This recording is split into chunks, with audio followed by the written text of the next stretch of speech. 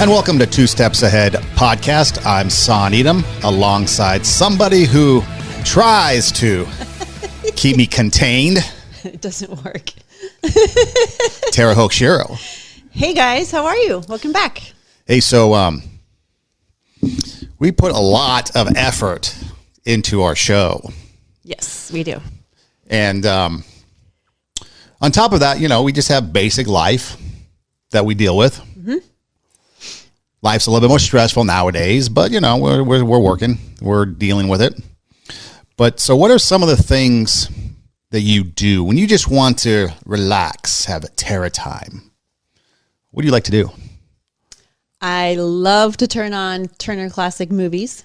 Okay. And just watch an old movie. Yeah. Lay on the couch. Black and white? Both. Do they have color on TCM? They do. Really? They do. Both color and black and white, yes. Really? What about disconnecting? Because we've talked in the past, and you've mentioned that your phone is an appendage. Yeah, unfortunately. Yeah, mine is too. And so we're like right here. And we've talked about, there's a movie where the guy, Owen Wilson, takes the kid's chin and lifts it, and he says, there's a whole new world just 2 inches up, because the kid's always on his phone. So, okay, so you're going to unwind, and you're going to watch, Turner Classic Movies, but you want to unplug. Mm-hmm. What do you do? I also like to hike and run. So I like to be in the dirt, have dirt under my feet. So be active, mm-hmm. Do something active. Because I think that's one of the things that we, especially in today's society, that we kind of get lost in technology. First off, we have our jobs. So we get the stress of jobs. We get the stress of having to pay the bills. So we have to work. And then we want to have some downtime or self-care, take care of ourselves. But what do? We get too lazy. And so we sit down, watch TV, or maybe we're on our phones, social media, things like that. And sometimes that can just add to the agitation and the stress, because it's like we're seeing something on social media that's wigging us out, or we see something on TV, and it's like, is that really disconnecting and refreshing? Kind of hitting the reboot button, so to speak. So I thought that's kind of one of the things that we can kind of just touch on this episode, is just what can we do to just kind of refresh, reboot, disconnect, and kind of take care of ourselves? Because if we don't take care of ourselves, and we're supposed to take care of other people, whether it be through our jobs or through family or through, people that we just come across driving down the street. I know there's times where I remember I used to listen to this radio show years ago. It was a talk radio show. And they're still on, but I would be driving home from work, and I'd get home and I'd be so agitated. I'd be so amped up. And I started thinking to myself, why am I agitated? Why am I amped up? And then it started to dawn on me that by listening to this radio show, this talk show, they were the ones that were amping me up, and they were the ones that get me agitated, because they were all hyped about everything, and it was like, whatever, it didn't matter what it was just, different topics they were talking about. And sometimes it'd be topics I wouldn't even care about, but now I'm all like amped up about it, and I'm like, wait a minute. The popcorn has butter. Exactly. The theater popcorn's going to make me fat, And so I realized that, okay, I need to cut back on listening to that show, because the show would get me really tense. Yeah. And so then I started and I loved talk radio, sports talk radio, news talk radio, general talk radio, all types of things like that. So I was like, okay, what's something else that I could listen to that isn't so agitating? Right. And so I eventually it got back to music, because music, you can pick the right kind of music to kind of fit your mood, to kind of fit your environment. If I need to be up tempo, like a workout, get the up tempo. If I need more chill, you can play the chill music. Now, here's a question for you. Do you know if you are, do you know your personality style? Like, are you an extrovert? Are you an introvert? And by extrovert, introvert, what I mean is, where do you get your energy from? So do you get your energy from being around people and having stimulus, or do you get your energy from being alone and being quiet and not being around anybody? Both. Okay. There's times where I want to be out, be around people, get that energy, get that connection, get inspired when I'm with people. And then there's times I just want to be by myself, and I get, inspired to do things, my thought process. I mean, sometimes some of the greatest ideas I come up with, I'm lying in bed at night. Right. And then other times I'll take that idea, and then when I'm with somebody, I will start to talk to them about it, and then they contribute to the conversation, and that gets me more excited. And then there's times I just want to go drink beer. I will never drink beer. No, I take that back. I will drink beer by myself, but I do it very, very sparingly, because That's the first sign of So alcoholism. Sunday, on a side note, on your Sunday night brews, Yeah. are you alone or with a friend? It depends. Recording, like, do you record that yourself? Or Sometimes it's myself, and sometimes I'm with people. Okay. Yeah, and sometimes and what I really want that to be like. So on Sunday Night Brew, I usually go to a restaurant, a bar, or someplace, and it's on Instagram. My Instagram is at Edom Rocks, and I'll feature a beer at the establishment that I'm at. And dude, in like 55 minutes, he gives like the whole history of this beer. Yeah, so it's like, it's like a beer, and it's just a quick minute thing on Instagram that I put, and I just kind of describe the beer taste, and it's usually something I've never tried before, and so I try something new, and so it depends. So ultimately, what I would like that to be is the opportunity where maybe I can post ahead of time and make it a social thing. So you talk about the extrovert introvert by yourself or with people. I could go by myself and do it, and it's fine, and it's totally okay.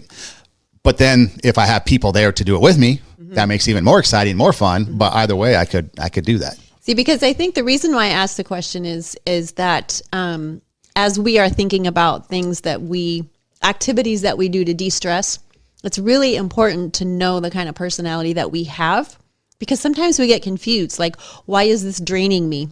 Or why is this, sometimes we're around someone who's an energy sucker and we don't realize it, or sometimes, so it helps to know, like, so I'm an introvert I would say I'm a little bit of both. Like, I have no problem speaking in front of people. I have no problem, being on camera, talking on the radio.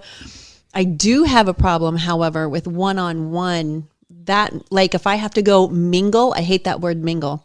At a cocktail party, I just want to break out in hives. Like I can't, because I have to go talk to people and do the small talk and the chit chat. What about that? I don't know if you guys do that, but I remember growing up when I go to church, there'd be that take a moment to greet your neighbor or say hello to somebody. Isn't that mingling in church? No. That I don't mind, because it's the same mingling. No, because there's a time limit on it.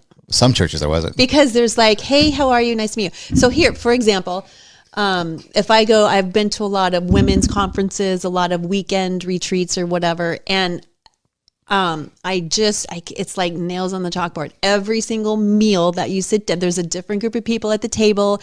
You got to introduce yourself. Right. Where are you from? Why are you here? What are you doing? By the end of the weekend, I'm going to poke my eyes out, because I have to repeat and ask other people. Okay. It's just the two of us, right? Can I just be honest? Yeah, absolutely. I don't really care. Well, that's the whole thing about, hey, how are you today? And then someone goes on, tells you their life story, and you're like, oh, I didn't really care. Like, small talk, it makes me crazy. I like to talk, I like to have deeper conversation. Right. I want to know. And it's hard in those scenarios unless you find somebody at the beginning of the weekend, you kind of hang out, and then you can draw it out and find out about people. But just sitting around the table, like having small talk, I can't stand it. I really just want to run. So, yes, that's probably very dysfunctional, but welcome to the territory. So dysfunctional territory. This side of the table is dysfunctional territory. That's right down the line. Yeah. I don't know what you want to call your side, but Zen. No. Zen, yeah. No, but okay, well, here's yeah. No, it's okay. So here's to that. I'm kind of similar in some ways in those type of environments. I really like going and talking with people and get to know, because sometimes it's like, I'm never going to see you again, so I don't really care. Right. So what I do is I'll just make stuff up. About yourself? Yeah, they'll just be like, hey, so tell me about you. So the first night I'm at a table. The second night I'm at the second table. If table 1 and table 2 ever shared notes, I'd be 2 different people. Right. Oh, just make stuff up, because I make it interesting for me and entertaining for me. Right. Because otherwise it gets boring. So who have you been? Well, see, it's been forever since I've gone to one of these things. So like in the past, when I was in college, for example, was probably the most, it was a period of time in my life when I went to conferences and things the most. And so my areas of study would always be something different. I was like pre-med, or I'd be like, I'm going to be a scientist, or the school I went to, I would change. Like a buddy of mine, he was at Caltech. And so I just pretend like I was him, and just spout off all my accolades from Caltech or something. You just kind of make stuff up because it was just kind of fun. As I've gotten older, I've wised up, and I go less and less and less to these things, because I know it's just not my cup of tea. Mm-hmm. And now with the advent of social media too, people can, check. But yeah, you can still kind of, I went recently to a podcast convention, and I was talking to some people, and, I was just telling them about the stuff and listening to them. And I was pretty straightforward with who I was and what I do, but I would also kind of, embellish a little bit to make it more exciting for me to come up with something to tell somebody instead of just the rote who I am. This is what I do. This is what I am. This is what I do. This is what I am. This is what I do. So maybe we should change the topic of this podcast to white lies. No, because it's not really a lie. Because you're just telling stories. Embellishing is not a white lie. To me, it's just telling a story because, okay, you don't care what the other person, they're in the same boat. Right. If we're all honest, nobody cares. It's like hey, how you doing today? And then somebody actually sits there and tells you how they're doing. And you're like, oh man, why did I ask that question? Right. I should have said, hey, what's up? Here, yeah. Now I got to get up. So we're all in that mode. And especially, if you're going to, that's the other thing too. I hate like icebreakers and things like that, where you have to go around the room. I remember back in college, you'd go around the room and you'd have to write down, find out everybody's name and do like a bingo thing, you know, or whatever. Or you tape something on the back of your shirt and you have to go and ask people questions to try to figure out who you are by the thing on the back. Stupid stuff. Waste of time. And so that's when I would check out, I would go, hey, it's time to do whatever. For my medicine. Yeah. Bye. I gotta go to the bathroom. Bye. Still have a smoke. And so I can so that's just me. But with the advent of social media, you have to be a little bit more honest because people can find out who you are. Yeah, so you can't embellish as much now because people can check up on you. So, but that's good to know because the more that we know ourselves and the more that we are able to self-soothe. So so me being an introvert, if I'm in a crowd of people, I can only handle being around people for so long. It drains me. And then I feel exhausted in certain, situations. So sometimes I will resort to if I can't get away for 10 minutes by myself and just okay, let my brain just do its thing and just relax, I will pull out my phone and start scrolling through Instagram, because people who see that you're on your phone typically leave you alone. So I'm okay, let me just sit here for 5 minutes and just be by myself. If I'm in a crowded room and there's nowhere to go, but if there is some ways to go, then I will remove myself and go, decompress for 10 minutes or 20 minutes and just kind of recharge my batteries. But if it's a long day, sometimes I've been on I was on a mission trip one time to Uganda. There was no alone time for 14 days. I was beside myself. I just couldn't get away. And I wasn't strong enough at the time to say hey guys, I need some introvert time. Please leave me. Just don't talk to me. Pretend I'm not here. Cause there was literally nowhere to go by myself. Yeah. And I was super cranky by the end of the trip. And I was and I'm thinking of another trip. We went to, how the kids in the 5th grade, they'll often go to Washington, DC, so I did that. Took my daughter. That was a 7-day, 10-day trip. And man, was I cranky by the end of that. And I couldn't figure out why I was so agitated and so cranky at that time. I didn't realize my full, how I roll. I just needed some alone time. Yep. I just needed some Tara time to be ooh, let my brain just relax and play and think and don't talk to me. And I didn't know that. So I didn't take care of myself. And then I was cranky and snapping at people, and they probably thought I was the biggest, bee, but by the end of the trip. So no, that's why I asked myself, knowing yourself. Yeah, and you have a big smirk on your face the entire time I was telling that story. Well, it's because part of it too is for me, it's entertaining myself. Okay, there's societal expectations put on us. Yeah, and I just don't conform to them. And so for me, it's easy to avoid those type of situations. So I've never been to Uganda, but there's always a place, there's always something you can do to get alone time. There's always something that you just got to be creative enough to do it. But you can always find something where you're by yourself, or, create some sort of scenario where you're by yourself, because, I do that all the time if I need to get away. Yeah. If I need to get away, and it's, most recently, there'd be times where your demand when you're teaching at college is on you, and there's the demand, and sometimes the demand is more than the time you have allowed. Mm-hmm. So sometimes you just have to come up with something as to why you're not available. Right. You know, whether whoever's asking or requesting of your time, sometimes you just have to come up with something. And so instead of coming up with something that is just mundane, I like to go to the creative side and be like, okay, how can I make this more exciting for me? Because that's the only thing that matters. Okay, I'm unavailable. Why? Well, I'm just unavailable. That's the other thing that ticks off a lot of people is people's need to know versus my right to privacy.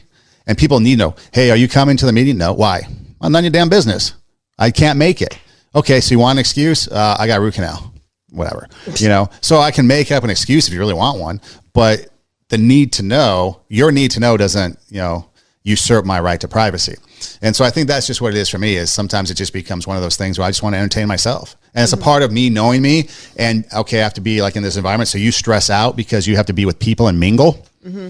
And yeah, I might not want to be with people and mingle, but I'll make it entertaining for me as much as I can. And that might be embellishing who I am or creating a story or, you know, asking like the most bizarre or, you know, mundane questions or whatever, just to, you know, find out something about the other person. See, I have no problem sitting down and talking with anybody. I can talk with pretty much anybody, but it's how do I want to go about? Am I really, really interested? Or do I really just want to entertain myself with asking you questions about different things? You know, and it just depends. So for me, when you talk about that, knowing yourself, maybe that's me knowing myself, knowing that if I'm in a mingle situation and I really don't want to be there, I'm just going to entertain myself. Right. Through the questioning and stuff. I'm sincere, but you know, instead of, hey, how are you? What's your job? Well, who cares? I might be like, hey, did you see, you know, what's your, one question I do like to ask, which I learned, I went on a trip to New Orleans one summer, and someone asked me the question, because in New Orleans, everybody's a musician. In LA, everybody's an actor. Yeah. In New Orleans, everybody's a musician. And they said, if you could bring back a musician or somebody from the dead for one day, you know, they were talking musicians, but we can expand it to anybody, who would it be? And so a question like that is always something that I like to then ask with somebody, because it's more entertaining than who are you? It's like, hey, if you can bring somebody back, who would it be? Right. And there'd be times when people would say a family member or, you know, a mom or dad or grandma, grandpa. And then I'd be like, okay, sets family aside, celebrity, musician, somebody like, you know, your dream person, who would it be? Right. And then that starts to develop a conversation that is more entertaining for me. And I'm still trying to find out about you. And it's entertaining for everybody because, you know, yeah, I ask you who you are and I ask you what you do, where you live, stuff like that. I'm going to forget that eventually. And then now to me, you're unrememberable. Right. But if I ask you and you say, oh, I'd love to hang out with Jimi Hendrix, or I'd love to bring back, you know, Judy Garland, then it's like, oh, hey. So then the next time I have that conversation with somebody, I'm like, hey, remember this person said Judy Garland. And just, that's a good technique. I haven't thought about that. I get it's an approach. It is an approach, and that's a good one. Yeah. You see I get exhausted, like having to, like throughout the weekend, if you go to a retreat or a women's weekend or whatever women's event, I just get overwhelmed with the amount of information and the amount of people and the amount of, hi, how are you? It just, well, see, it might be different for you too, because let's admit it, women are chatty. And so you guys probably chat more, where guys are like, hey, what's up? What's up? Okay. Conversation over. Yeah. You know, so it might be a little bit more taxing and exhausting. And there are women who ask a lot of questions, and it does feel very tiring. I think because when I'm at an event, I'm there for the event, and then all of this extra chit chat and all of the extra socializing, I'm not there for that. So right. I look at it as like a necessary evil. I probably shouldn't. I probably should change my perspective. Or maybe it's just that I'm a true introvert, and it's overwhelming to me to, you know, now if we were going to sit down and have a deep conversation and have something, we're going to talk about something meaningful, then that is very fulfilling to me. Like if there's a problem to solve, if there's something to chew on, if there's, you know, some sort of connection, then I walk away feeling very fulfilled. You're not one to chit chat. No, I'm not a big like talk on the phone. I was going to ask you that because I know you walk. You walk and hike. I do. And outside the couple times that I'm on the phone with you, you're just by yourself. What are you doing on your walk and your hike? By myself. Do you have a phone on? Do you have music on? Well, sometimes I do listen to a lot of sermons. Like lately, I've been listening a lot of Rick Warren. I really like him. And his sermons are about an hour. So I'm listening to his dream series, his vision series, about, your dream and your purpose and all of that. So I like the rhythm of some sort of a podcast or a sermon when I'm running, because then there's that rhythm of the breathing, the rhythm of the pounding, of the footsteps. And then whatever it is that I'm learning, I can learn a lot faster when I'm moving and when I'm running. So I do that. Sometimes I go out and it's just nothing. A couple times you and I have talked when I'm out. I think I walked 6 miles one day when we were talking one day. Yeah. But see, we had a lot to talk about. Well, the other thing too, it takes your mind off of, because are you one of those people that need to take your mind off what you're doing? Like you go to hike or walk for exercise and to get away, but then you need to take your mind off of that. If it depends on the miles. So if I'm walking or running 3 miles, then a sermon is good just because I like to learn and move at the same time. I don't have to have it necessarily for 3 miles, but it's just a good time to multitask.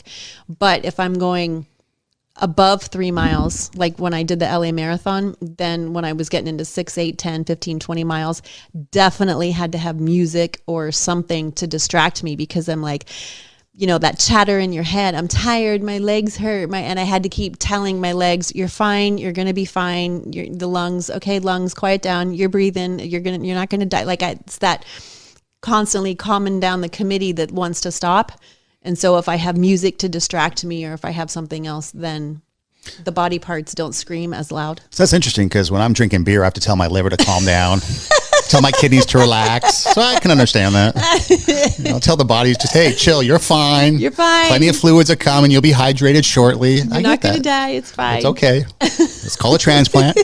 No. But that's the thing. It's like knowing yourself, because you can't do...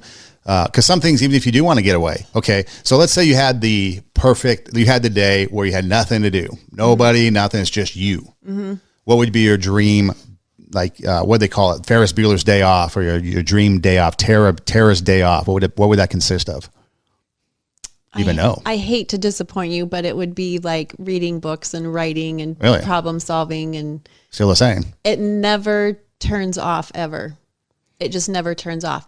So, but I will say that if I don't have a problem to solve, I am bored out of my mind. Really? Absolutely bored out of my mind. So, I'm not good at cleaning the house. I'm horrible at doing laundry, running the vacuum, dusting, cleaning the bathroom. I'm horrible at it, because it's just like mundane stuff, like stuff to do. Like there's no problem to solve. There's no world crisis. So in order for me to get through vacuuming and cleaning and doing laundry, in order for me to make that happen, I have to have something to listen to that is educational, that I'm learning, that I have to take notes. So I literally carry around a pad of paper around with me while I'm doing laundry or cleaning up the house. And I put my phone in my pocket, and then the sermon or the whatever it is that I'm learning is playing. And then I'll stop and take notes, and then I can't. Sounds like you need a Rubik's Cube. I thought you were going to say like a therapist, or more Prozac. Like a Rubik's Cube. Just spin the whole time while you're sitting there waiting for the spin cycle. It just doesn't Simon, happen. Green, yellow, red, blue, green, blue, red, yellow. It would have, the laundry, it would hard to do laundry at this. Well, I'm just waiting for the thing because you're sitting there waiting for the tumble dry to dry. Just sit there and do the. So I take notes. I study. I'm terribly boring. See, one of the things that I love to do for downtime when I get the opportunity, which I'm doing more of now in this particular period of time, because the freeways are free, people, stay home. I get to the beach a lot quicker. And so I like to just go sit on the beach, listen to music, and just chill. Just do nothing but chill and drink beer. And so that way, then it's just my downtime. It's like I can sit there and just relax. You've got the waves. You've got, people doing their thing. And I'm just sitting there listening to music. So I have the speaker, and I just sit there and listen, and I could be there for hours. Just listen to music and relaxing on the beach. No, I love doing that too. I'm not a venture outer, or that's the introvert in me. I'm just like, I'll just. But see, you could be by yourself. Yep. and go to the beach too, Yep. and still enjoy that because that's, again, just downtime. And the other thing too, it's getting out, it's the whole, homebodiedness where sometimes you just need to get out of where you get out of your house, get out of your place. I need somebody to pull me out. I'm not the one to call other people and say, hey, let's go out. Oh, yeah. But if somebody calls me and says, hey, let's go out, then I'm all for it. But if it's left up to me and I probably just. Because it's important, especially in times like this where, it could be, in our last podcast, we talked about kind of the stresses of 2020 and some of the negative stuff that's going on. But oftentimes, just in life in general, we can get so busy with schedules, with work, with family, with going out, with, having to meet with friends, all these kind of societal obligations, having to mingle and tell everybody our business. It's like, okay, there's this expectation of me to do all this, but now how can I just take care of myself so that way, where it's me time, what's downtime? I know some people I've talked to, because that's another thing I'll ask people. I was like, hey, so what do you do for downtime? And, a lot of women will like this day at the spa or a bubble bath with a glass of wine, or they want to get their nails done, the mani-pedis and stuff like that, which apparently everybody is, can't do now. And so there's things that people like to do that is fun. I just had mine done. Did you really? You broke the rules. They're still open. Are they really? They're still open? You think that would be one place? I drove by a barbershop the other day, which is someplace I never go, haven't been in years. And the barbershop was open. I was down in Santa Monica, in fact. And I was thinking that's kind of a unique business to be open, because you could probably go a week or two without a haircut. It's not going to make a difference. And they were still open. But maybe coronavirus doesn't go through hair. I don't know.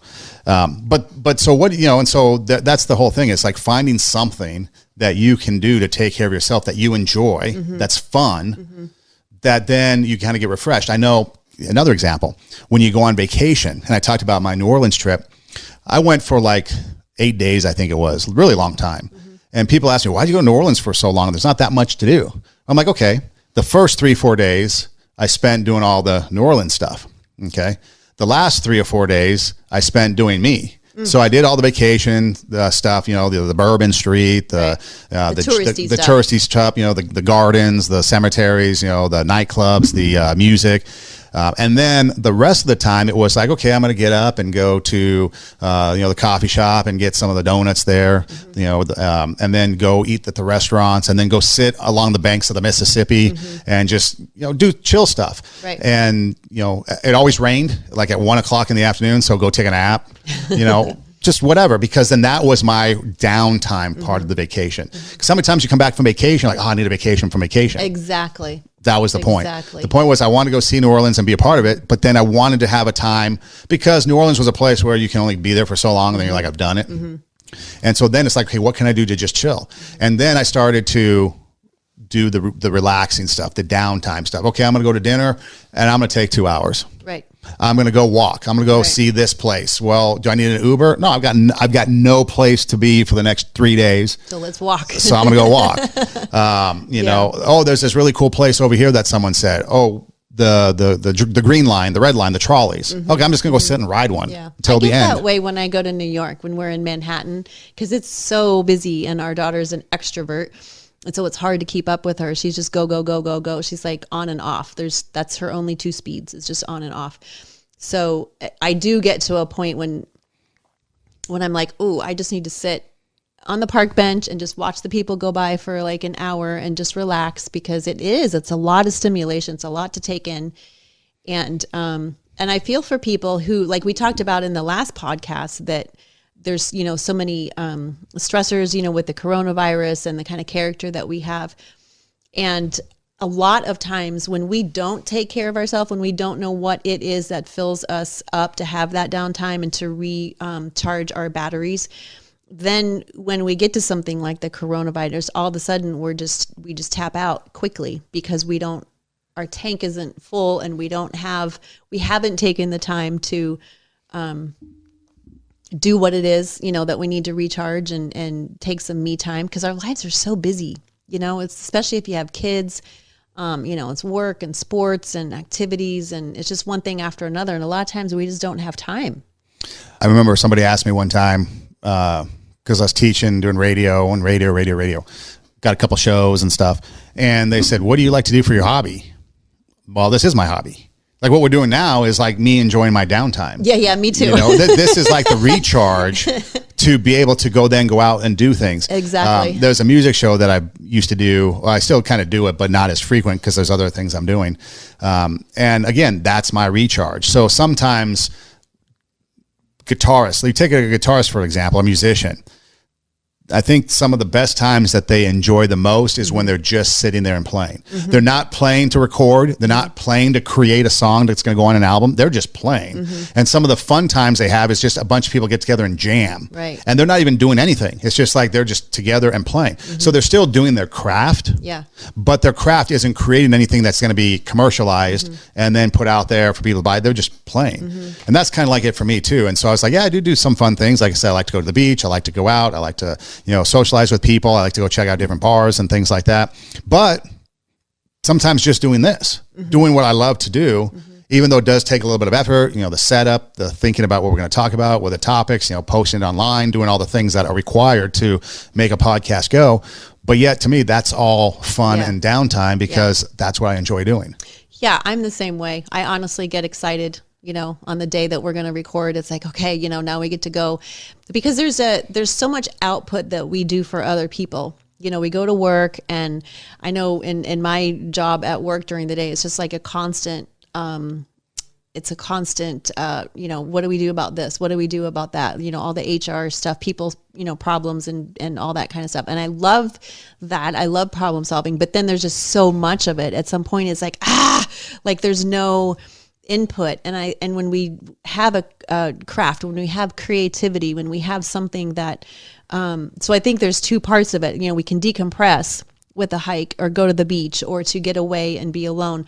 But then I think the fulfillment and the input comes is that when we are using our creativity through a hobby or through an art or a craft, that's when the energy really pours back in, is when not just, reading or not just writing, but it's like, I really want to solve this problem.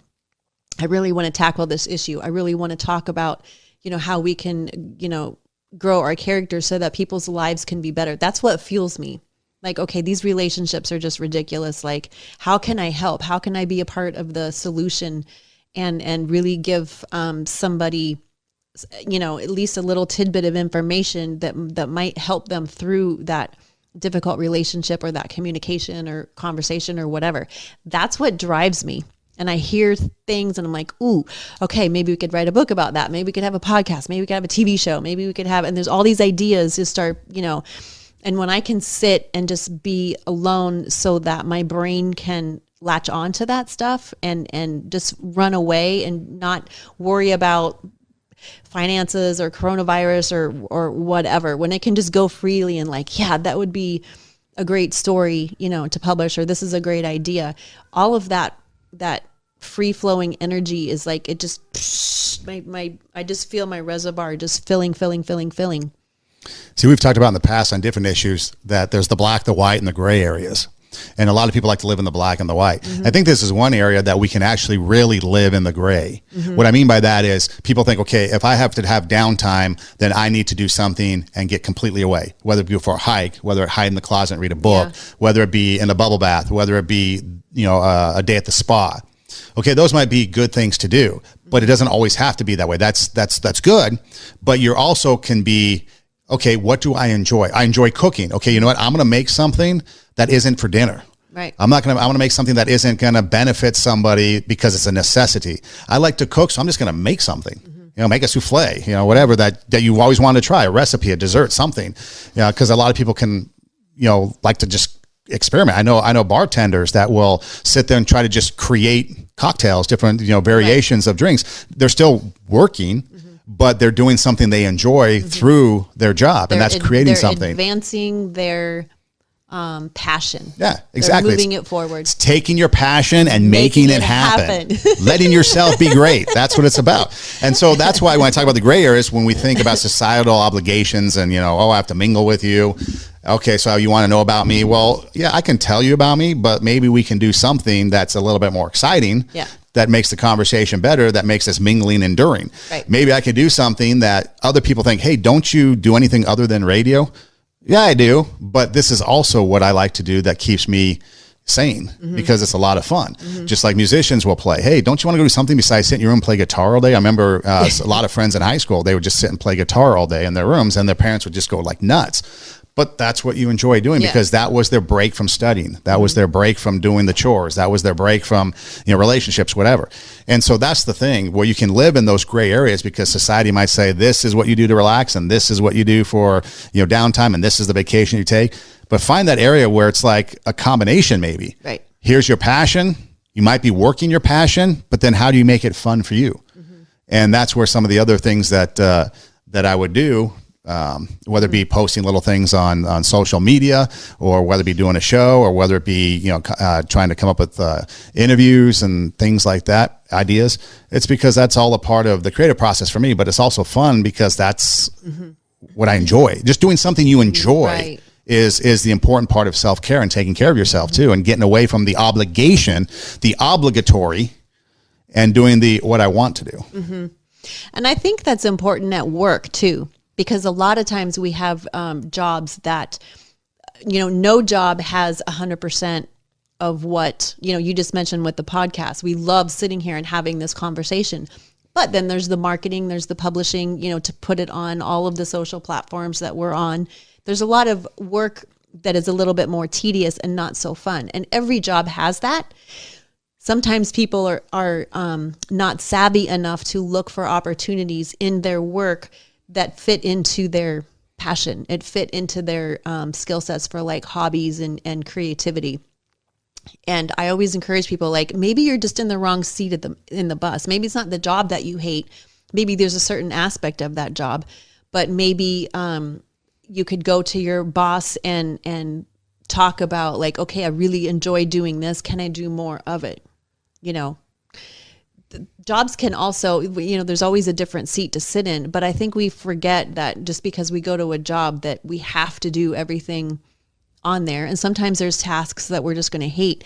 But when we embrace, okay, what is it about my day? What do I really like flourish in? When am I really feeling successful? When am I really on my game and I'm, cranking through the work and I just love it? And which, what part of that? And then see if you can do more of that so that your day isn't so. Every day we should do those soul fulfilling tasks, whether it's at home, whether it's at work.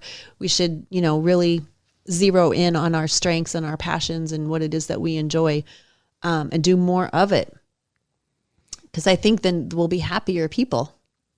Yeah, and that's the thing too, is like you want to be able to make sure that you're happy, because when you're happy, then you can endure some of those have to things, like you say, the job. I always like to use the analogy of, okay, if you're in a classroom, you have this big whiteboard and you put the box, you draw a box in the whiteboard. Society tells you to live in that box. Okay, this is what you have to do. You have to do your 9-to-5 job. You have to vacation this way. You have to do your social media this way. I love that, especially with social media. There's so many rules that people tell you, post at this time. You have to do this. You have to have this color scheme. You have to. It makes me so crazy. We live in this box. But then what I like to do is I like to show people, okay, you've got this box on a whiteboard. But look at outside the box, the whiteboard. There's so much more of a whiteboard. Or you take a look at the banner back here, and then there's so much outside the banner. So why live inside the box when you have the whole board that you can use? So erase the box and do what's best for you. So yes, you have a job situation and you have to do those jobs requirements, but maybe there's a way to incorporate some other things. Be creative. You might have to start getting creative in how can I make my job more exciting? Or maybe you have to go find a new job that fits more of what you want to do. Because like I was saying a minute ago, like I have to run the vacuum. I have to clean, I have to do the laundry and I have to run the vacuum. I hate doing both of those things. But then what do you do to make it fun? So then I incorporate what makes me really happy, which is learning. I love to learn and I love to problem solve. So I've gone through books on tape. Like I want to read more books. I don't have time, but I can listen to them on tape, put them in my pocket on my phone, take notes as I go, and boom, I'm cleaning, but I'm not concentrating on the cleaning. I'm concentrating on learning. I'm like, what is my brain feeding on right now? So there's a lot of things that we can do in that scenario to make the have-tos better and incorporate a little bit more of what really makes our heart sing. I remember back in college, I was helping my dad. He had a cleaning business. So I was a custodian at a school, different schools, whatever. And so what I would do is I would put the Walkman on. Back then we had the Sony Walkman. And I'd listen to music. And that's how I was able to kind of get through my day because, it just allowed me to have do some fun with the job.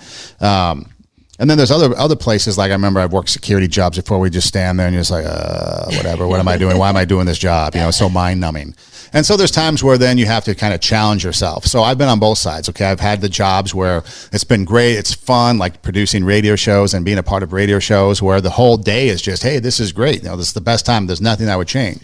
And then there's times where I've done security. I'm just sitting there like, why am I doing this? I could do anything else but this.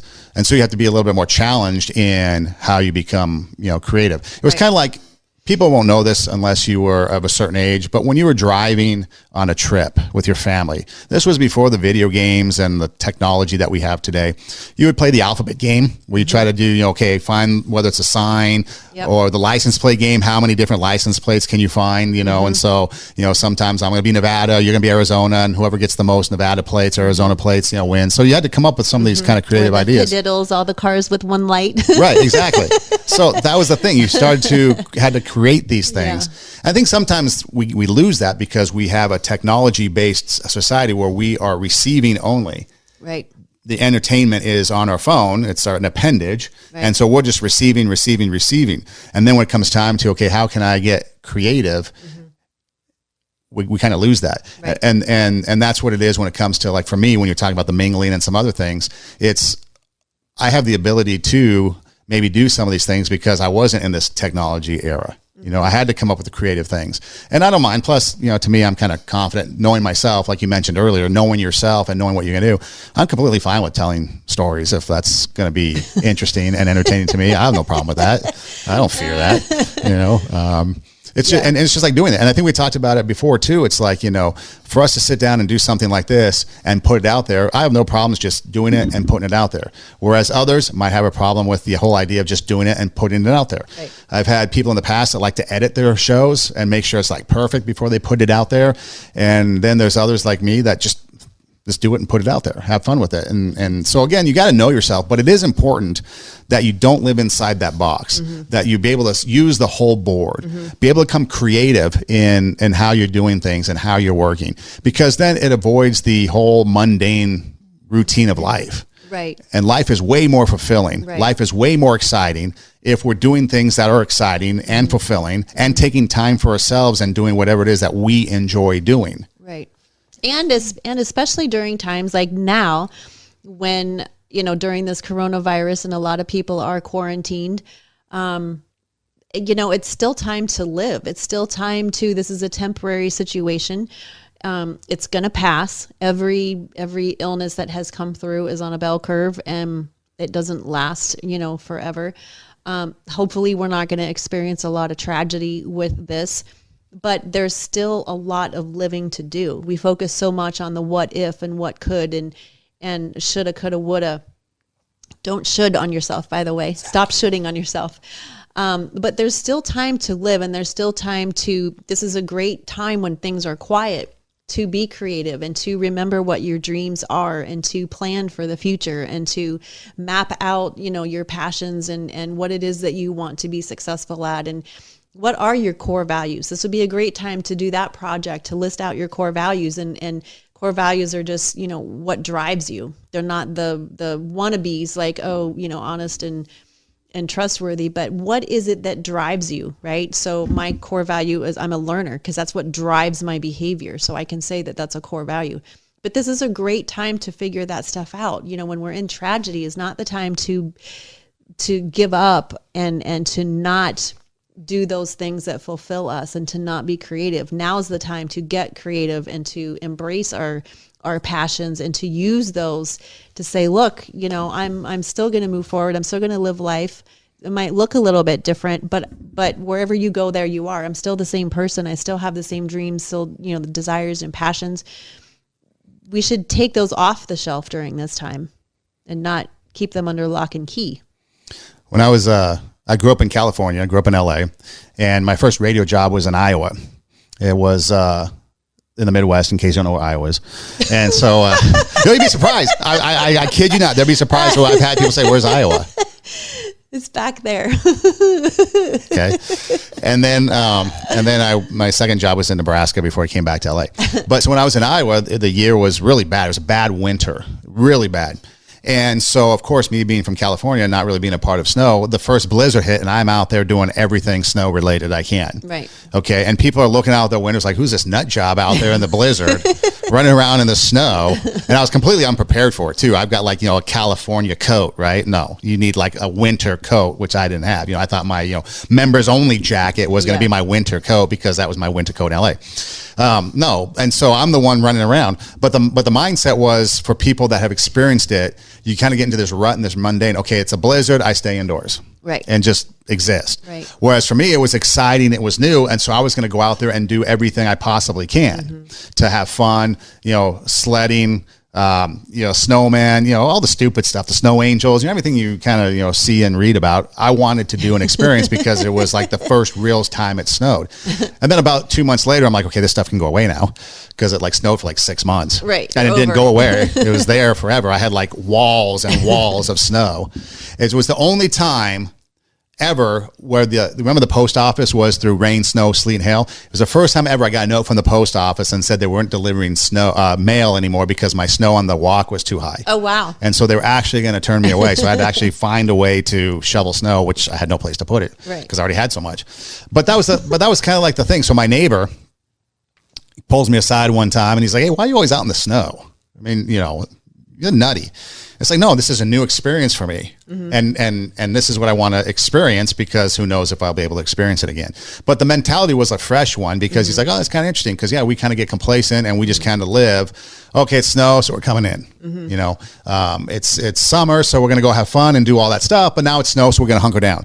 We hunker down, we have babies, and we gain weight. That was like the thing to do in the Midwest during the winter. You hunker down, you gain weight, and you have kids. Yes. But then this idea of somebody coming from outside of the area who is used to running around 24/7, 365, because the weather's always nice in California. And here they're out in the snow and screwing around and being stupid. It was kind of a refreshing thing to them to kind of remind them that, hey, it's okay to kind of think outside the box. We don't have to hunker down. Yeah. You don't have to just always, eat and do what we normally do for the last 20 years. We can do other things. Right. I remember one time I called somebody up from the radio station. I'm like, hey, where's the closest hotel that has like an indoor swimming pool? And they're like, what do you mean? It's January. Why do you want to swim? Oh, it's an indoor swimming pool. Why not? And I had to go like to Sioux Falls, 2 hours away to find a hotel and so I made a day trip, got a couple people, made a day trip to this hotel. We snuck in and we swam. But nobody else was swimming. So it's things like that, becoming creative and doing things that were fun. And so sometimes just in life, so then I take that analogy because that's an extreme analogy. And sometimes in life, we kind of get into that routine of I get up, I go to work. I go to work, I come home. I sit in front of the TV till I go to bed. I've got to do this on the weekends. I've got to, like you mentioned, I think sports and kids earlier. I've got to go to the ball game. I've got to go to the practice. I've got to do this. Gotta. But where in that gotta are you doing the want to, and I'm making it fun and exciting for me. There'd be times where, if you're sitting and you're a soccer mom, for example, and you're sitting at soccer practice watching little Johnny kick the ball around and it's like boring as hell because you've been there 100 times and Johnny still hasn't figured out how to kick the ball. Well, is there something else that you're doing that can make it more exciting? Exercise. Go for a walk, when my walk kids around were it. in swim, that I would say, look, you're going to go to swim practice and I am going to go run the hills. Yeah. And they'd be like, no, stay and watch me. I'm like, okay, I'll watch for 10 minutes and then I'm going to go run. Yeah, that was my time. I see so many parents sitting and watching their kids. And I'm like, gosh, you're out here. Like there's, nature everywhere. Go take a walk while your kids are. And it's important to, watch your kids, but it's also important to use that time so it doesn't become a drag. Yes. Because I would imagine if you just sat there and watched swim, it'd become boring. It'd become a drag. Yes. And then when little Johnny's like, hey, it's soccer practice, Mom. Soccer practice. Yeah. I don't want to go. And then you're trying to come up with an excuse not to go to soccer practice because little Johnny wants to go, but you don't want to. So you're like, oh, headache, can't go. Well, if it's like, hey, soccer practice, that means I get my walk in. That means I get to watch my kid play. That means I get to maybe mingle a little bit with somebody, because other soccer moms. No, we'll leave that part out. Leave that part out. Maybe I have to bring the orange slices with the Capri Suns, I don't know, And so you kind of make it fun and exciting. Yeah. And that's what you got to do. You got to first off, you have to take time for yourself. And whatever that is, you got to figure out who you are and take the time for yourself. But then also when it comes to those obligatory things, make them fun, make it exciting. I mean, life doesn't have to be dull and boring. Students that have taken my classes, they realize it's not dull and boring. Some things we do have to do that are dull and boring, but my whole class was never like that. Right. Radio shows I produced, was never dull and boring. I think part of the problem in life for me has always been I've never been one to just live by the mold. Here's the mold of what you do. You and definitely don't. I don't live by that mold. No. I break the mold, and sometimes that gets me in trouble because other people that live by the mold don't understand that there's life outside that. Yeah. They live in the box, and there's a whole life outside the box, and people don't understand that my box is outside, and you're limited to this. I'm this. Yeah, and I think a lot of that is what we were talking about the last podcast, is that it comes down to character. It comes to doing the opposite. In a situation, the opposite of what we want to do. It's grateful for the snow, even though it's there 9 months out of the year, and taking advantage and playing in it. It's being grateful for, the freeways are clear right now. It's being, we get to do things, right? We still get to live life. We still get to be who we are. We still get to create. We still get to, and you're right. I think we have so many. There was a girl in a store, and I said, "How you doing?" The cashier clerk. I said, "How you doing today?" She's like, "Oh, I have to be here 3 more hours." And I looked at her and I said, "No, you get to be here 3 more hours. You get to have a paycheck. You get to have a job when no one else has." This was a while ago, not during the virus, but you get to have a job when other people are looking for. And she's like, "Yeah, I guess you're right." So it's just this attitude, it's the perspective that we look for. It's the character that we have inside of us, that are we going to appreciate what we have, make the best of what we have, with the situation that we'll be given, or are we going to complain that things are not great right now, and so therefore life is gloom and doom? Like, life can still be beautiful in quarantine and still be beautiful and hopeful.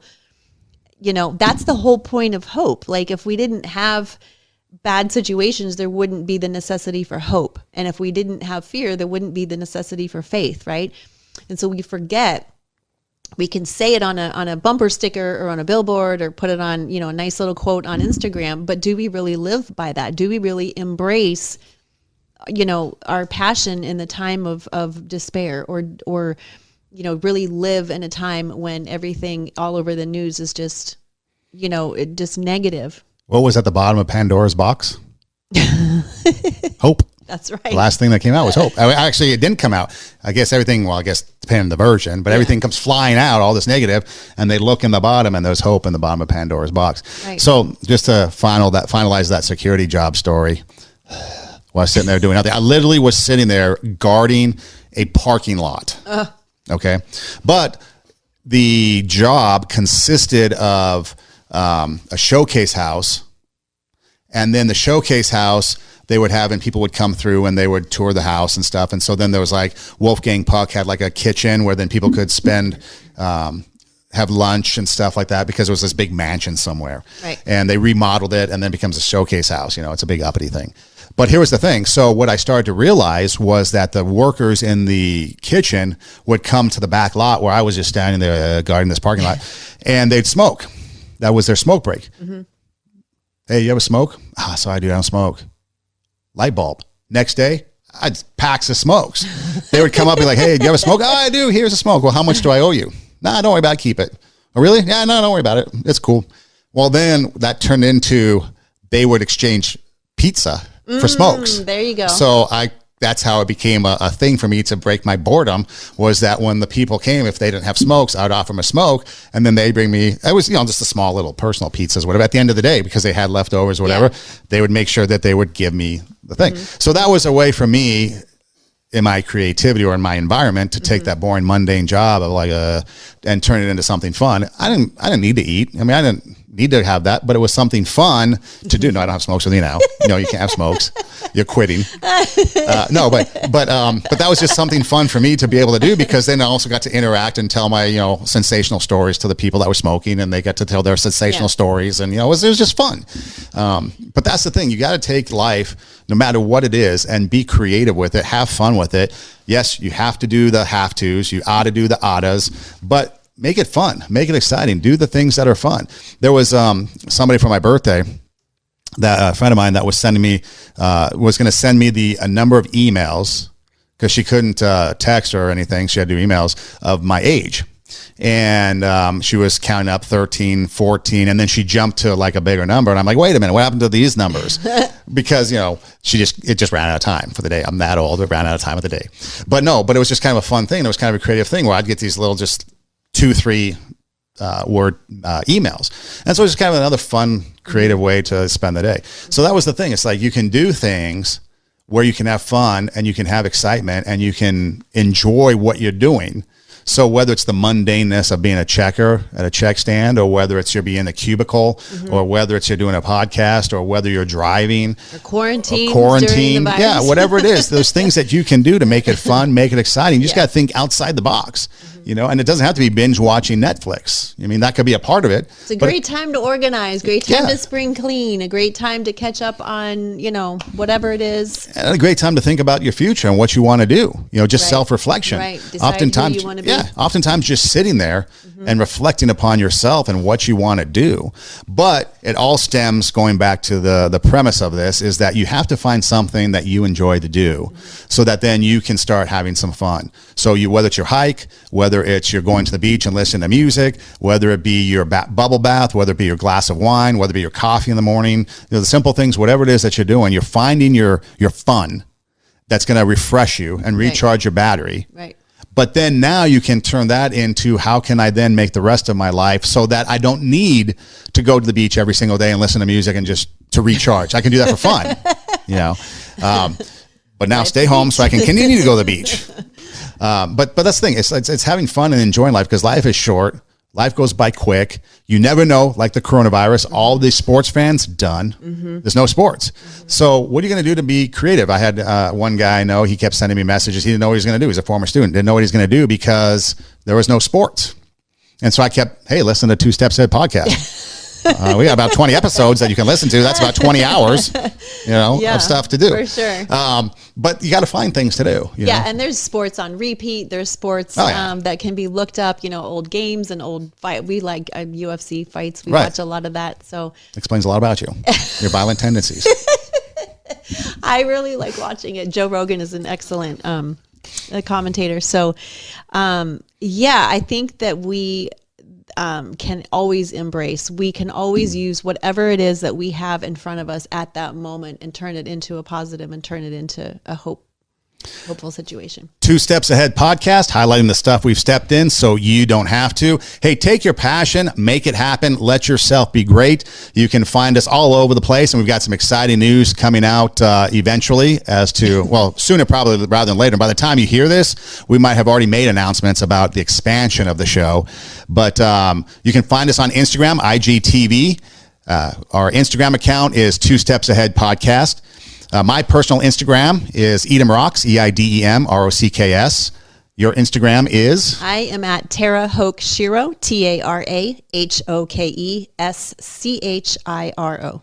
And like I said, you can watch full episodes on Instagram TV at Two Steps Ahead Podcast. We're also on YouTube, Two Steps Ahead Podcast on YouTube. And then you can find us on all the audio platforms, such as SoundCloud. Link is in the bio of Two Steps Ahead and mine. And then you can find us on Spotify. You can find us on Pandora, iHeartMedia, Stitcher, iTunes. And the easiest thing to do, because we're on the Google podcast platform, is just type in Google search Two Steps Ahead Podcast, and we pop up, and you can listen to the audio version of the show there. But Two Steps Ahead Podcast, thanks for listening. Do tell a friend, highlighting the stuff we've stepped in so you don't have to. Let yourself be great. We'll see you next time. Thanks, guys.